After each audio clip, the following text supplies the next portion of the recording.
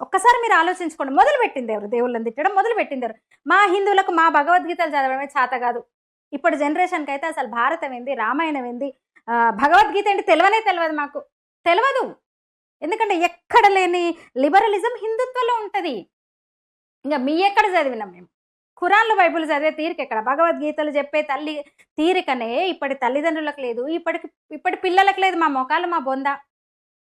మీ చదివి విమర్శించేంత ఎక్కడుంది?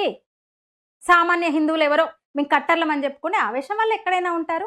జీసస్‌నో, ఇస్లాంనో తిడుతున్నారంటే ఆ పరిస్థితిని తీసుకొచ్చింది ఎవరు? దానికి తోడు ఈ కమ్యూనిస్టులు, ఈ సెక్యులర్ పార్టీలు పైసాకు అమ్ముడు పోయే కొందరు తగలబడ్డారు. ఇంకా ఇప్పుడు మిషనరీల నుంచి కూడా వస్తున్నట్టున్నాయి వాళ్ళకి. చైనా చందాల బ్యాచ్ అని పెట్టినాం.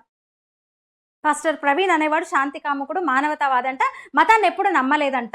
ఏమనాలి ఇంకా? ఏముంది వాళ్ళ బుర్రల్లో అసలు? ఇంత అన్యాయమైన ప్రచారమా? ఇంత అన్యాయమైన మాటలా అసలు? ఎవరు తిట్టడం మొదలుపెట్టింది? ఎవరు మైకులు పట్టుకొని? హిందువులా? మీరా? మేమా? మీరా?